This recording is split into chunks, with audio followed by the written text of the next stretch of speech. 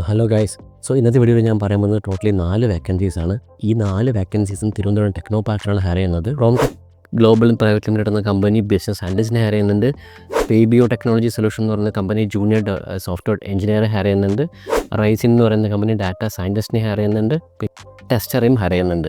ഈ 4 കമ്പനീസും ഫ്രഷേഴ്സിന് വേണ്ടിയിട്ടാണ് ഹയർ നടക്കുന്നത്. നിങ്ങളൊരു ഫ്രഷർ ആണെങ്കിൽ മാക്സിമം ഈ ഒരു മന്ത് യൂട്ടിലൈസ് ചെയ്യാൻ നോക്കുക. കാരണം ജൂൺ എൻഡോട് കൂടെ നമ്മുടെ സമ്മർ ഇന്റേൺഷിപ്പ് പ്രോഗ്രാം എന്ന് പറയുന്ന ഒരു ടൈം എൻഡ് ചെയ്യാണ്.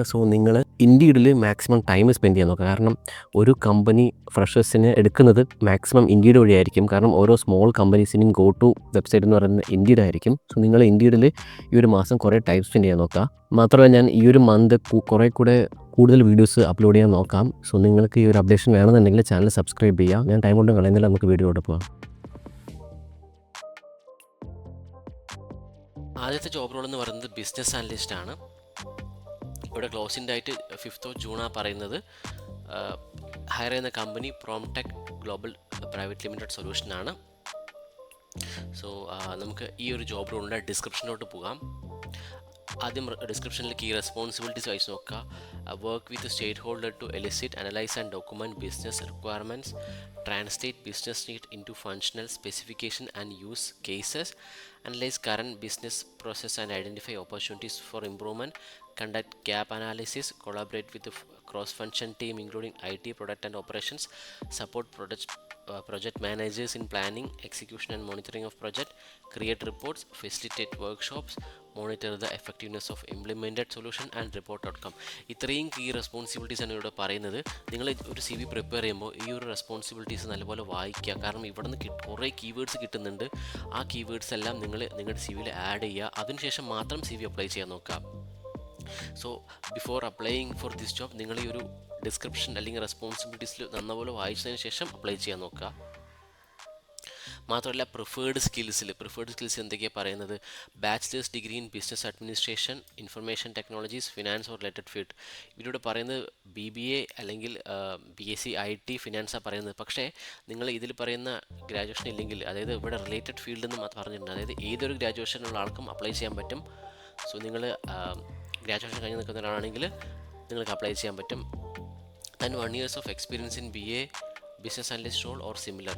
1 years ഓഫ് എക്സ്പീരിയൻസ് ഉണ്ടെന്ന് വെച്ചാൽ അത് യൂസ്ഫുൾ ആയിരിക്കും. Then strong understanding of business process, system and tools, proficiency in Microsoft Excel, PowerPoint and data analysis tool. നിങ്ങൾ ഡാറ്റ അനാലിസിസിന് സർട്ടിഫിക്കേഷൻ കഴിഞ്ഞിട്ടാണെങ്കിൽ നിങ്ങൾക്ക് ഒബ്വിയസ്ലി SQLും പവർ BIയും ടാബ്ലുവും എക്സലും എല്ലാം എന്നറിയുന്നു വിശ്വസിക്കുന്നു. നിങ്ങൾ സർട്ടിഫിക്കേഷൻ കഴിഞ്ഞിട്ടുണ്ടെന്ന് വെച്ചാൽ നിങ്ങൾക്ക് അപ്ലൈ ചെയ്യാൻ പറ്റുന്നതായിരിക്കും. Excellent communication, documentation and presentation skill, പിന്നെ strong problem solving and analytical thinking abilities. ഇത്രയും 5 പോയിൻറ്റ്സാണ് ഇവിടെ പറഞ്ഞിരിക്കുന്നത്. പ്രിഫേർഡ് സ്കിൽസിൽ നിങ്ങൾക്ക് ഈ 5 പോയിൻറ്റ്സും ഉണ്ടെന്നുണ്ടെങ്കിൽ CVയിൽ ആഡ് ചെയ്യുക. അതിനുശേഷം CV അപ്ലൈ ചെയ്യുക. അപ്ലൈ ചെയ്യേണ്ട മെയിൽ ID ഇതാണ്. ഈ ഒരു മെയിൽ IDയിലോട്ട് നിങ്ങൾക്ക് അപ്ലൈ ചെയ്യാൻ പറ്റും.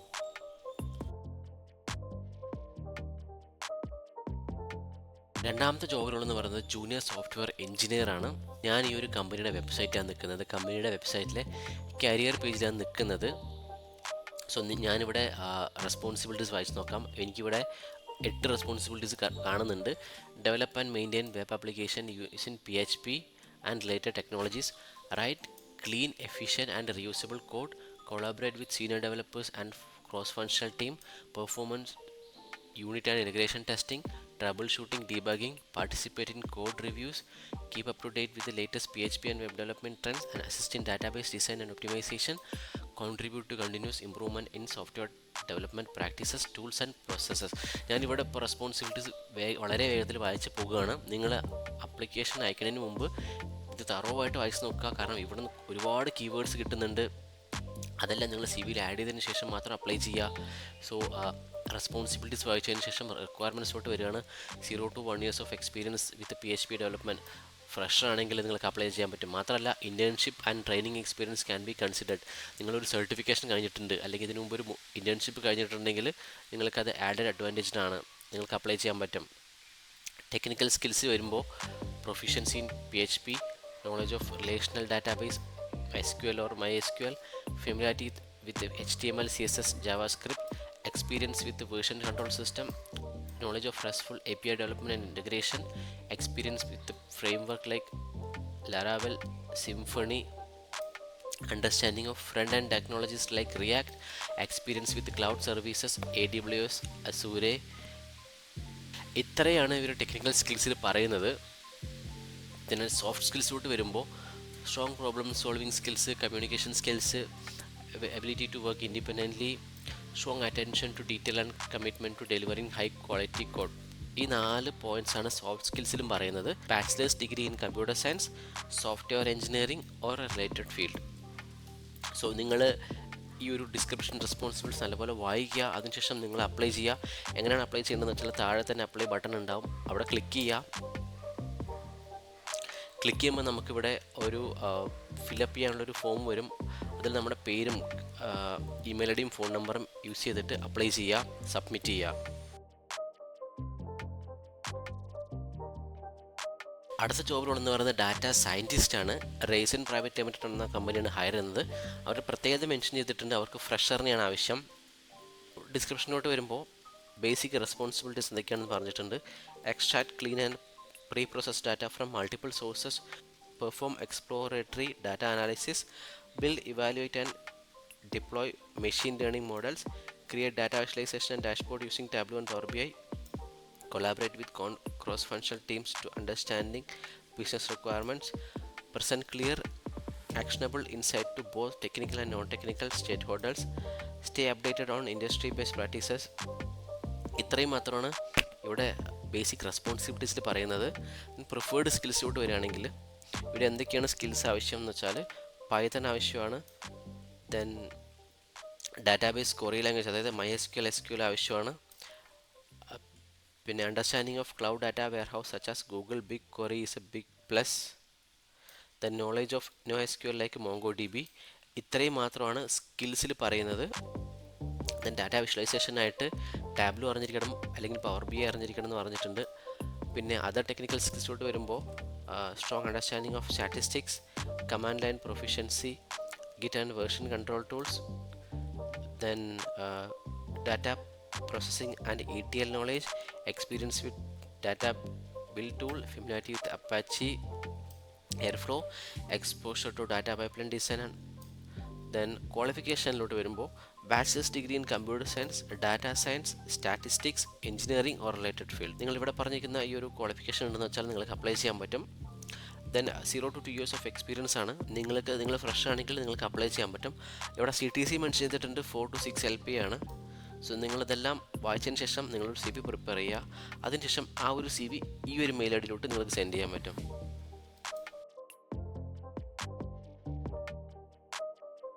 പിന്നെ അടുത്ത ജോബുകൾ എന്ന് പറയുന്നത് ടെസ്റ്റിങ്ങിനാണ്. ഫ്രഷറിനാണ് ആവശ്യം.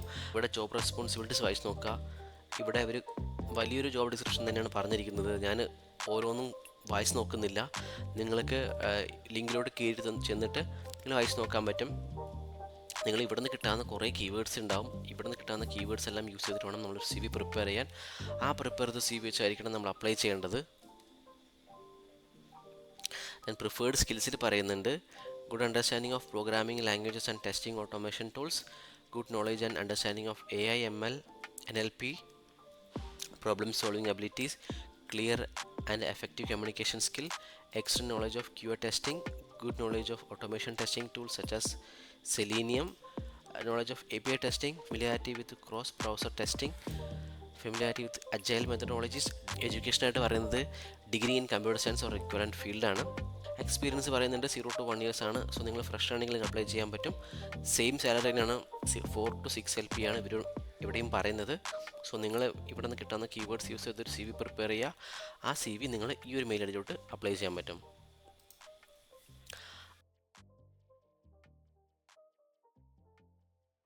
അടുത്ത ജോബ് റോൾ എന്ന് പറയുന്നത് ഒരു സെയിൽസ് എക്സിക്യൂട്ടീവ് ജോബ് റോളാണ്. സോ അത് കാലിക്കറ്റ്, കണ്ണൂർ, കാസർഗോഡാണ് ഈ ഒരു ഹയറിങ് നടക്കുന്നത്. സോ ഇവിടെ ഡിസ്ക്രിപ്ഷൻ കാര്യങ്ങൾ കൃത്യമായിട്ട് കൊടുത്തിട്ടുണ്ട്. ഞാനത് വായിച്ച് നോക്കുന്നില്ല, ഡിസ്ക്രിപ്ഷൻ ഓരോന്നും വായിച്ച് നോക്കുന്നില്ല. പക്ഷേ ഇവിടെ പറയുന്നുണ്ട് become A sales manager within 12 months with a 33,000 base salary. So നിങ്ങൾ 1 വർഷത്തിന് ശേഷം സെയിൽസ് മാനേജർ ആയിട്ടുള്ളൊരു പ്രൊമോഷൻ കിട്ടുമെന്ന് പറയുന്നുണ്ട് ഇവരിവിടെ. സോ നിങ്ങൾ നല്ലപോലെ വായിച്ച് നോക്കുക. അതിനുശേഷം പ്രിഫേർഡ് സ്കിൽസും വായിക്കുക. അതിനുശേഷം നിങ്ങൾ അപ്ലൈ ചെയ്യുക. അപ്ലൈ ചെയ്യേണ്ട മെയിൽ ഐ ഡിയാണ് ഇത്. അപ്ലൈ ചെയ്യേണ്ട മെയിൽ ഐ ഡി